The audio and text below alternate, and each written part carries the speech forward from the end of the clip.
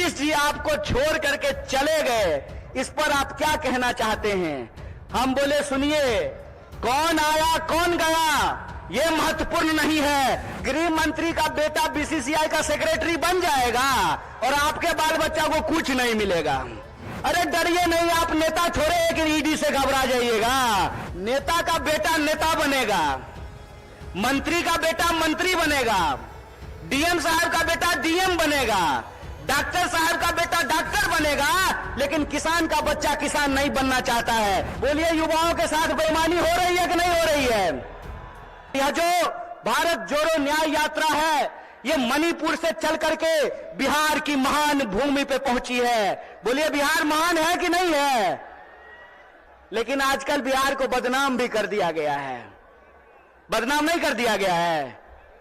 आज हमको मीडिया के एक साथी पूछ रहे थे कि नीतीश जी आपको छोड़ करके चले गए, इस पर आप क्या कहना चाहते हैं?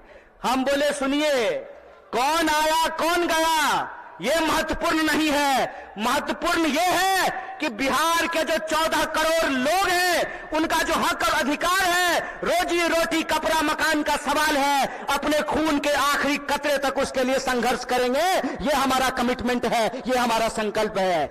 किसी के आने जाने की बात नहीं है, बात है लोगों के हक और अधिकार की। और हमारा यह मानना है, हमारी पार्टी की यह मानना है कि अगर हम इस देश को शक्ति देना चाहते हैं, अगर हम बिहार को शक्ति देना चाहते हैं, तो हमको 5 प्रकार के न्याय की स्थापना करनी पड़ेगी। कितने प्रकार की न्याय की स्थापना करनी पड़ेगी? हाथ उठा करके बताइए। अरे डरिए नहीं, आप नेता छोड़े कि ईडी से घबरा जाइएगा। आप तो आम जनता है, आपको क्या फर्क पड़ता है? आजकल रोजगार विहीन समझते हैं ना? रोजगार विहीन का मतलब यह है कि गृह मंत्री का बेटा बीसीसीआई का सेक्रेटरी बन जाएगा और आपके बाल बच्चा को कुछ नहीं मिलेगा। समझते हैं ना रोजगार विहीन विकास का मतलब? यह जो रोजगार विहीन विकास है, इस रोजगार विहीन विकास में इस देश के जो आम आवाम हैं, उनके बच्चों का, उनके जीवन यापन का मुद्दा कैसे हल होगा?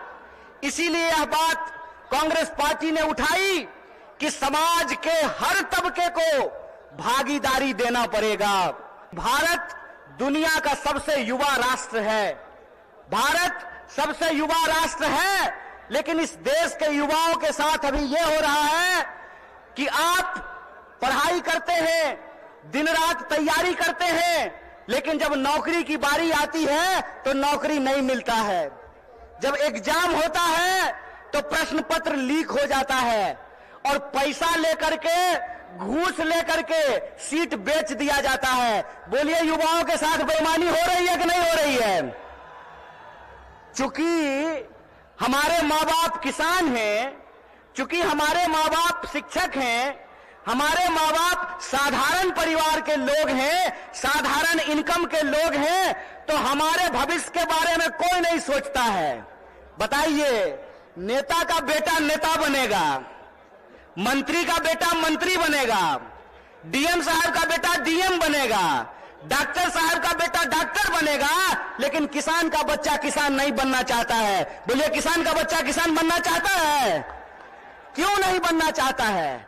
इसलिए नहीं बनना चाहता है कि इस देश की हकीकत यह है कि हर घंटे 2 किसान आत्महत्या करते हैं, हर घंटे एक नौजवान आत्महत्या करता है, हर मिनट किसी महिला के साथ कोई ना कोई अपराध होता है। आए दिन हमको यह सुनने को मिलता है कि जो शोषित पीड़ित वर्ग के लोग हैं, उनके ऊपर लगातार हमले होते हैं, उनका अधिकार छीना जाता है। ये आज हम सब लोगों को समझना पड़ेगा कि आज हमारे देश में जिस तरीके से नफरत का माहौल पैदा किया गया है, जिस तरीके से इंसान को इंसान से लड़ाया जा रहा है, यही साजिश किसी जमाने में अंग्रेज किया करते थे।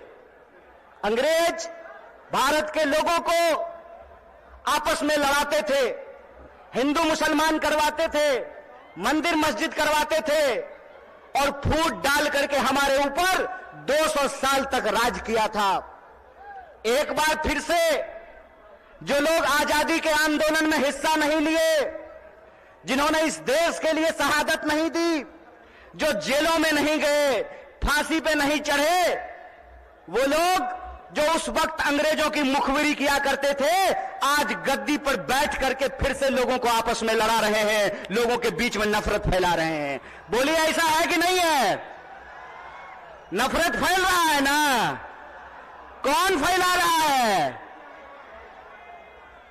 नहीं नहीं नहीं, मोदी अकेले उसमें शामिल नहीं है, उसके साथ वो सब लोग शामिल हैं जो आज समाज को बांटने का काम करते हैं।